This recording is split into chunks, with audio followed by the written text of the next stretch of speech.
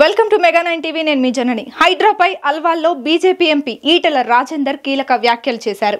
కేసీఆర్ ప్రభుత్వ పనితీరు తెలుసుకోవడానికి 6 ఏళ్ల సమయం పడితే రేవంత్ రెడ్డి పాలన కేవలం 6 నెలల్లోనే తెలిసిపోయిందన్నారు. హైడ్రా పేరుతో సీఎం రేవంత్ రెడ్డి హైడ్రామా చేస్తున్నారన్నారు. ఉద్యోగులకు జీతాలు ఇవ్వకుండా లక్షల కోట్లు పెట్టి మూసీ సుందరీకరణ చేస్తానంటూ స్థానికుల గూడు చెదరగొట్టే కార్యక్రమం ప్రభుత్వం చేస్తుందని మండిపడ్డారు. అల్వాల్ జొన్నబండలో 7 దశాబ్ద కాలాల నుండి ఉన్న వడ్డెర గ్రామానికి చెందిన వారికి నోటీసులు ఇచ్చి ప్రభుత్వం భయభ్రాంతులకు గురి చేస్తోందని, ఈ నోటీసులకు ఎవరు భయపడాల్సిన అవసరం లేదని, తాను అండగా ఉంటానని అక్కడ ఉన్న వారికి హామీ ఇచ్చారు. శని ఆదివారాలు సెలవు దినాలు చూసుకొని నిజాం సర్కార్ కంటే దుర్మార్గంగా కూల్చివేతలు నిర్వహిస్తున్నారని ఆవేదన వ్యక్తం చేశారు.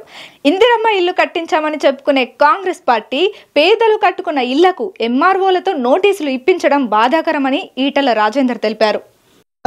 నీ హైడ్రాకు వ్యతిరేకం కాదు, నీ మూసి ప్రక్షాళనకు వ్యతిరేకం కాదు. నువ్వు అందమైన భవనాలు కడితే, అందమైన మాళ్ళు కడితే మేమేం వ్యతిరేకం కదమ్మా. మేము వ్యతిరేకం వల్ల నువ్వు ఇల్లు కట్టి ఇవ్వబోతివి, ఇల్లు కట్టి ఇవ్వబోతామే, ఇంట్లోకి పేదలకు జాగలు ఇవ్వకపోతామే, వాళ్ళకు పెన్షన్ ఇవ్వకపోతామే.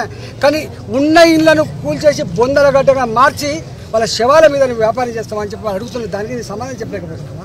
నేను వాళ్ళతో గెలిచినమ్మా, నువ్వు రాసిన నౌకరు తెచ్చుకున్నావు, కానీ నాకు రాష్ట్ర నౌకరు రాలే. నాకు వాళ్ళు ఆశీర్వదిస్తే నాకు ఎంపీ పదవి వచ్చింది. గుడికా ఉంటుందమ్మా, ఆమె పెట్టిన ఆమె వీడియో వినమ్మా. ఈ మూసికి వరదలు వచ్చినా కూడా సిటీలో ఒక ఇల్లు మునగకుండా బ్రహ్మాండమైన కాంక్రీట్ వాళ్ళు కడతారని, బ్రహ్మాండంగా అవసరమైతే ఇంకొక 10 ఫీట్లో 20 ఫీట్లో నదిని డెప్త్ కొట్టి చేస్తారని, ఇక్కడ ఈ మురికి కాసారం అటుపక్క ఇటుపక్క బోర్లకు బాయిలకు నీళ్ళు వచ్చి ఆ నీళ్ళతో అన్నం వండుకుంటే రోగాలు వస్తున్నాయని, ఇక్కడ ఉన్న ప్రజానీకానికి మురికి మొత్తం బట్టలే వాసన వస్తాయి సాయంత్రం కాగానే అని చెప్పి గవాటి కోసం అనుకున్నాం. కానీ గిట్లాంటి కాలనీలకు ఇవి ఎప్పుడమ్మా 30 ఇక్కడ ఒక ఆఫీసర్ మాట్లాడిపోయింది, రిటైర్డ్ ఆఫీసర్, ఆయన హోంశాఖలో పనిచేసిందమ్మా. ఏడ్చిపోయింది. నేను 70 ఏళ్ళు వచ్చింది కానీ ఇట్లాంటి ముఖ్యమంత్రి చూడలేదు, ఇట్లాంటి గవర్నమెంట్ చూడలేదు. మీరు ఎవరికో అర్థం చేయించాలి. సరే మా పట్ల మీకు గౌరవం లేదు, ఓకే.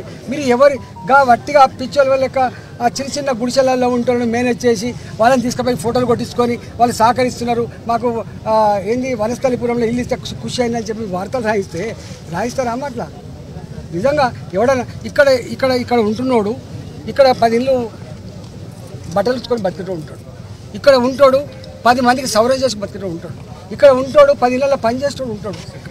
ఇది కులాలు ఏమైనా కావచ్చు, మతాలు ఏమైనా కావచ్చు, కలిసిమెలిసి జీవించేటువంటి పచ్చడి సంసారం.